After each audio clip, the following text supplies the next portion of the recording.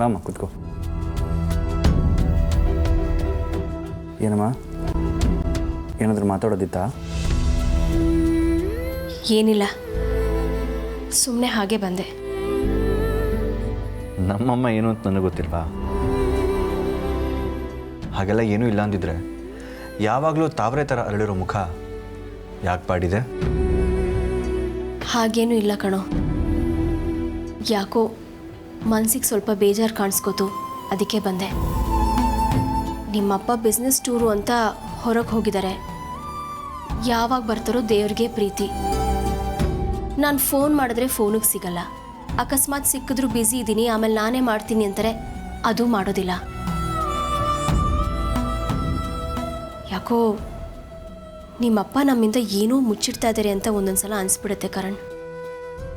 ಹೋಗಲಿ ಬಿಡಮ್ಮ, ಅಪ್ಪನ ಸ್ವಭಾವ ಏನು ಅಂತ ನಿನಗೆ ಗೊತ್ತು ತಾನೆ, ಹಾಗೆಲ್ಲ ಏನೂ ಇರಲ್ಲ. ಫ್ರೀ ಆದಮೇಲೆ ಕಾಲ್ ಮಾಡ್ತಾರೆ ಬಿಡು. ಅದೊಂದೇ ಅಲ್ಲ ಕಣೋ, ನೀನು ಅರ್ಜುನ್ ಅಮೃತನ ಅಬ್ಸರ್ವ್ ಮಾಡಿದ್ಯಾ? ಅವರಿಬ್ಬರ ಮಧ್ಯೆ ಯಾಕೋ ಹೊಂದಾಣಿಕೆ ಇಲ್ಲ ಅಂತ ಅನಿಸ್ತಾ ಇದೆ. ಅರ್ಜುನ್ಗೇನೋ ಅಮೃತ ಅಂದರೆ ಪ್ರಾಣ, ಆದರೆ ಅಮೃತಗೆ ಅರ್ಜುನ್ ಬಗ್ಗೆ ಸ್ವಲ್ಪ ಅಸಮಾಧಾನ ಇರೋ ಹಾಗೆ ಕಾಣಿಸ್ತಾ ಇದೆ. ಹೌದಾ? ನಿಜವಾಗ್ಲೂ ನಿನ್ಗೆ ಹಾಗೆ ಅನಿಸ್ತಿದ್ಯಮ್ಮ? ಹ್ಞೂ ಕಣೋ, ಬೇಕಾದರೆ ನೀನೇ ಅಬ್ಸರ್ವ್ ಮಾಡಿ ನೋಡು.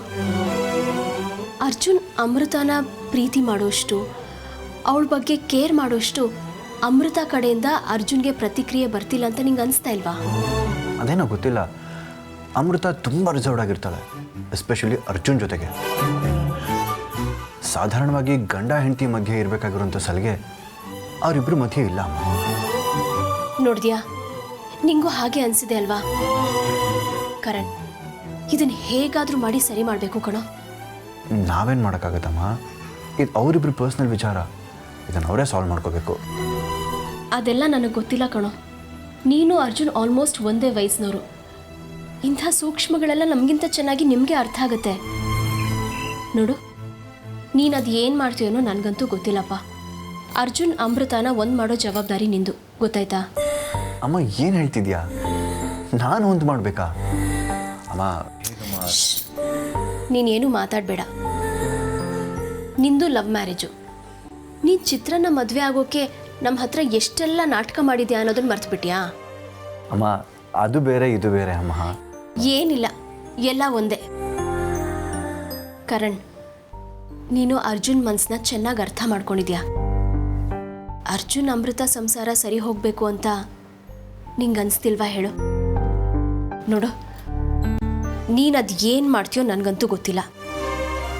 ಒಟ್ಟಿನಲ್ಲಿ ಅರ್ಜುನ್ ಅಮೃತನ ನೀನೇ ಒಂದು ಮಾಡಬೇಕು ಅಷ್ಟೆ. ಅಮೃತ ಕೆಟ್ಟ ಹುಡುಗಿ ಅಲ್ಲ ಕಣೋ, ಆದರೆ ಅವಳಲ್ಲಿ ಅದು ಏನೋ ಹಿಂಜರಿಕೆ ಇದೆ.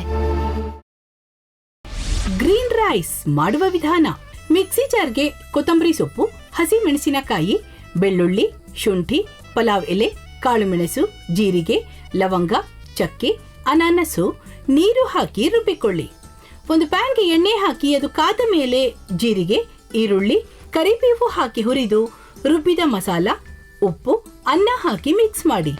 ಒಂದು ಚಿಕ್ಕ ಪ್ಯಾನ್ಗೆ ತುಪ್ಪ, ದ್ರಾಕ್ಷಿ, ಗೋಡಂಬಿ ಹಾಕಿ ಹುರಿದು ಕಲಸಿದರೆ ಗ್ರೀನ್ ರೈಸ್ ಸವಿಯಲು ಸಿದ್ಧ. ಅವಳು ಕೇಳೋ ಹಾಗಿದ್ದಿದ್ರೆ ಎಲ್ಲ ಯಾವತ್ತೋ ಸರಿ ಹೋಗ್ತಾ ಇತ್ತು.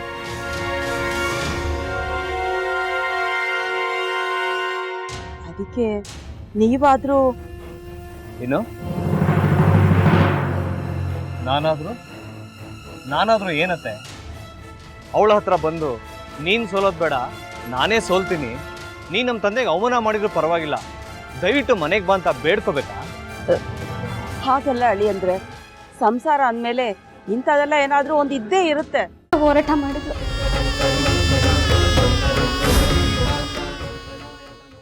ಮಧುವಂತೆ ಯಾಕಂದ್ರೆ ನ್ಯಾಯ ಸಿಗುವವರೆಗೂ ನನ್ನ ಮದ್ವೆನೇ ಮಾಡ್ಕೊಳ್ಳಲ್ಲ ಅಂತ ಪಣ ತೊಟ್ಟು ಕೂತಿದ್ಲು. ನಿನ್ನ ಪ್ರಾಣನೇ ಇಟ್ಕೊಂಡಿದ್ಲು ಕಣೆ ಅಕ್ಕ.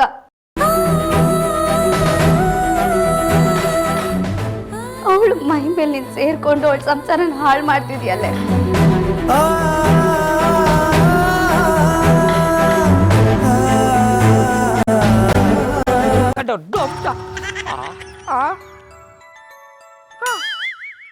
ಇದ್ಯಾವುದಪ್ಪ ಹೊಸ ನಂಬರಿಂದ ಫೋನ್ ಬರ್ತಾದೆ?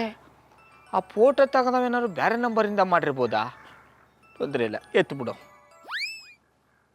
ಹಲೋ, ಏಯ್ ಪಟ್ಟಾಪಟ್ಟಿ ಚಡ್ಡಿ ಬನಿಯನ್ ಏನೋ ಮಾಡ್ತಾ ಇದ್ಯಾ?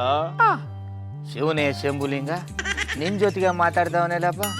ಅಲ್ಲ ಶಿವ, ಯಾಕೆ ಹಿಂಗ್ ಫೋನ್ ಮಾಡಿ ನಂಗೆ ಜಂತುಳ ಬಿಡ್ತಾ ಇದೆ? ಏಯ್ ವಾಯ್ಸ್